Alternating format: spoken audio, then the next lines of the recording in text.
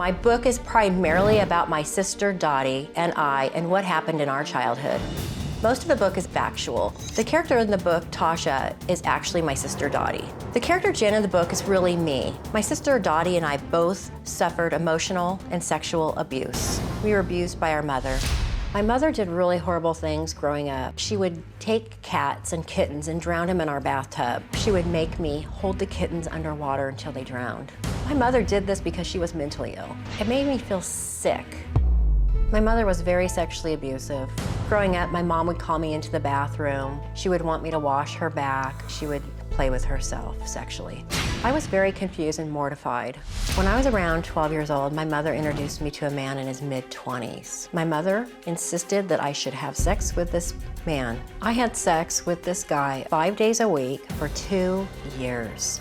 My mission is to bring awareness. I don't want people to go through what I have as a child. My family thinks that I wrote the book to be vindictive and cruel to my mother. In my eyes, Jori's absolutely insane. She's crazy, she's delusional. She cannot differentiate the difference between fantasy and reality. My brother Grant is not in the book at all. It has nothing to do with Grant. With all the abuse and neglect I had growing up, I feel grateful for making it out alive.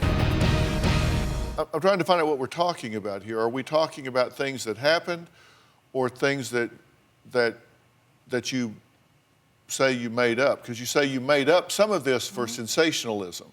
I just typed what came out. I didn't have any pre-planning or any idea if it was going to be fiction or nonfiction. I was severely depressed and suicidal and just started writing this book. Okay, well, here are some of the key allegations that you made, that you had to drown kittens, that your mother mixed dead cat meat with rice and fed them to your father, that you were forced to watch her pleasure herself, that your sister was raped and tortured at one point and your mother didn't listen to her, didn't believe her, that you were gang raped in your own home, that your mother forced you kids to eat cat food? Yes. And that she forced your sister to get breast implants at age 14? That's what my sister told me. Satanic rituals were going on. She killed your neighbor with pills? Yes. Murdered him? Yes, her. This goes on and on, but Yes. I mean, this was horrible happenings, right? Yes. And these are things that you know actually happened. Yes. I'm trying to determine if you're a compassionate advocate for those that have been abused, or if you're an exploitive exhibitionist that has put your family through a lot of exposure and hurt because you are vindictive or an exhibitionist. I don't know. I'm not being judgmental at all. No. I'm trying to find out. And you seem to be telling me 3 or 4 different stories in the last 15 minutes. Wow, really?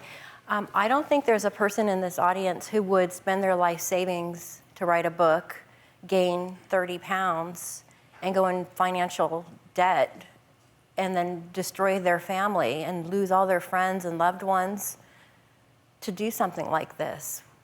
And you're saying that's what you did? I did. That you spent all your life savings, gained 30 pounds, and destroyed your family to do this? Because I'm alive. And you did this to save your life? I did this to save my life. Okay. And because your mother came to you and told you to do it? Yes.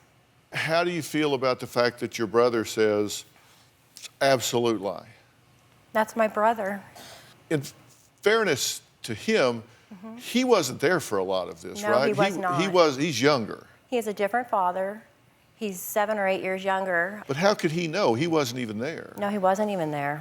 Do you have a story or a question for me? Click the link in the description and tell me what in the world is going on.